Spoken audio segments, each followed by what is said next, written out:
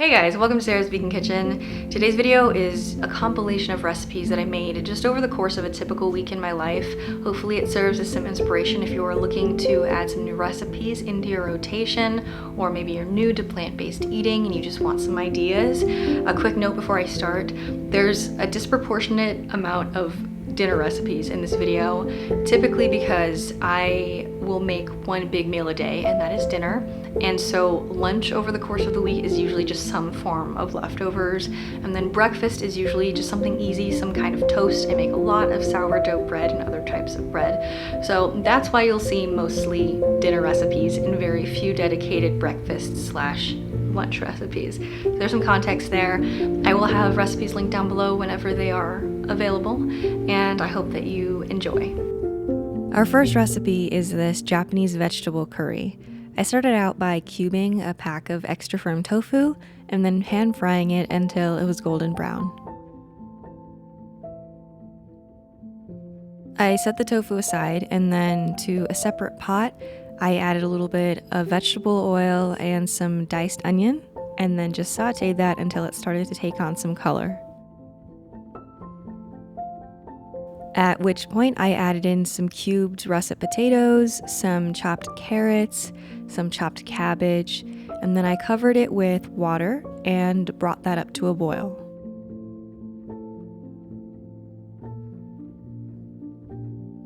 I let it boil for about 15 minutes until the potatoes were tender. And at that point I added in some garlic, some chopped zucchini, and then I added in my browned tofu.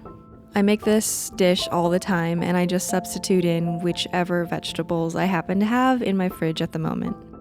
Here I am adding in a few cubes of the Japanese curry roux. Not all of the varieties of this are vegan friendly, some contain milk, so just check the packaging. I'll link the kind that I use down below. And this is something that my sister taught me. She always kind of doctors hers with a little bit of extra Worcestershire sauce, some soy sauce, some ketchup, and sometimes a little bit of extra curry powder. So you can really make the curry your own. I did also end up adding in some baby corn, and I let the curry simmer for another 10 or so minutes, and I served it with some steamed rice and topped it with scallions.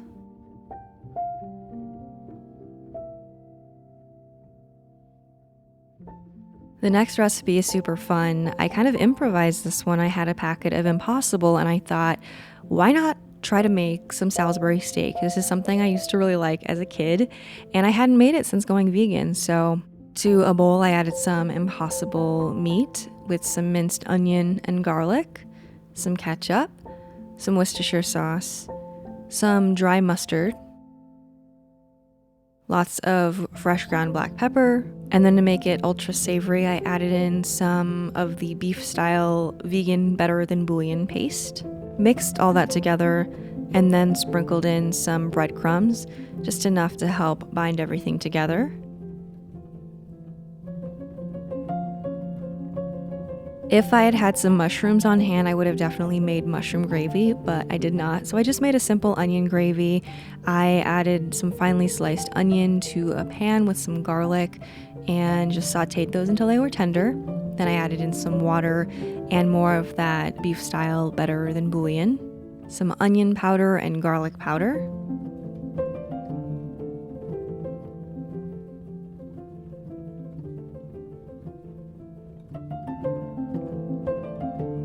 I had received some fingerling potatoes from my Imperfect Foods order that week, so I decided to make those as a side. I just cut those in half and added those to a bowl with some melted vegan butter, some olive oil. I added in some sliced garlic, salt, and pepper, and gave those a toss to coat them.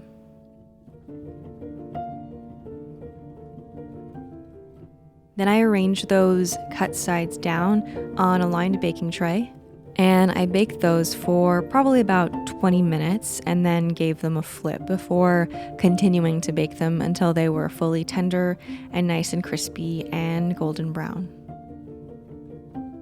Now, back to our Salisbury steaks. I shaped them off camera. There are 3 servings of impossible meat in every package, so I divided them into 3 steaks, but I would actually, if I did this again, make smaller steaks probably, just because this was a very large portion. I seared the steaks on both sides in a non-stick skillet, and then I poured over my gravy, and I let that simmer just until the steaks were cooked through. And I served those with a side of steamed broccoli and my roasted potatoes and put on lots of gravy. Okay, so here is just a random product review I figured I'd throw in because I tried these Intelligentsia oat milk lattes. They partner with Oatly. I'm very picky with my coffee. Lots of brands have made these vegan-friendly lattes in cans or cartons like Califia, Stumptown, La Colombe. There's so many out there. I really don't like any of them on the market, but this one I have to say was really good, and I would repurchase this for sure. The next dinner is an Indian-inspired dish. It's quite random. I just had a bunch of fresh tomatoes and zucchini that was kind of on the verge of going bad, so I wanted to use it all up. And I started out by melting some vegan butter in a skillet, and I added quite a lot of thinly sliced white onion to that and cooked it until it was just starting to caramelize, at which point I added in some fresh chopped tomatoes, diced jalapenos, minced garlic and ginger, a little splash of water just to deglaze the pan, and I cooked that until the tomatoes started to break down a little bit. Then I went in with my spices, just some cumin, coriander, a little bit of garam masala, some turmeric. I just kind of eyeball everything at this point and cook that just until the raw flavor of the spices is cooked out. Then I add in all that zucchini that I'm trying to use up, along with a splash of water, and I leave that to simmer until the zucchini is tender. And in the meantime, I wanted to try to replicate this mint cilantro chutney that we get at our local Indian restaurant. It tastes so good, and I found some mint on clearance at the store that week. So to a food processor, I added in some fresh mint, lots of cilantro, some coarsely chopped jalapeno, some lemon juice, and then a clove of garlic with a splash of water just to get everything moving in there. Processed that, and then I added in some ginger, some cumin, and salt, and continued to process it. Back to our curry. As you can see, the zucchini has cooked down quite a bit, and I added in a few tablespoons of canned coconut cream to make it creamier. I also ended up adding in some extra chili powder, and then a block of extra firm tofu that I cut into cubes. Added in some extra water just to make it a bit saucier. I like to have my dishes really saucy if I'm going to be serving them with rice. Then I topped the curry, or whatever you would call this really, with some of that mint cilantro chutney and served it with basmati rice. I have a confession. I filmed all this footage literally over a month ago, so it took me a long time to get around to doing the voiceover, but that week I had made some vegan challah. I was testing recipes because it was Rosh Hashanah at the time, and I have since moved on. I'm pretty much only making sourdough these past few weeks, but I was eating a lot of avocado toast on my challah that entire month, really. I was testing the recipe so many times. Usually I will top my avocado toast with either everything but the bagel seasoning, or I have this truffle salt that I got from the San Francisco Salt Company that is absolutely amazing. If you like truffles, you should definitely pick some up. It's so good. And I like to always put a little drizzle of olive oil on my avocado toast as well. I had some fresh tomato that I just sliced up. I like just having tomato salads. It's really tasty. And usually I will just top it with some olive oil, salt, pepper, and then a little bit of balsamic glaze. It's so refreshing and delicious. Here is a rare breakfast / dessert / any time of day recipe. Again, I was trying to use up zucchini. I don't know why I bought so much. It must have been on sale or something, but I ended up making zucchini bread. Now I believe I used the recipe by Nora Cooks. I'll link it down below, and it just has all your usual suspects for baked goods: vanilla, flour, sugar, salt, baking powder, baking soda, and it also called for some applesauce to help bind everything together. I'm not sure why mine sunk a little bit in the middle, but it was still really good. I ended up eating this for breakfast a couple times that week. Goes really well with coffee. I really like actually toasting it up in a pan, getting it nice and golden brown, maybe adding on a little bit of butter. So good. More often than not, I am just eating leftovers from the past 1 or 2 nights' dinners for lunch, but I was craving something specific. So I have a lunch recipe here. I wanted a chicken bacon Caesar wrap, super random craving. Don't know where it came from, but I started out by making some chicken style soy curls.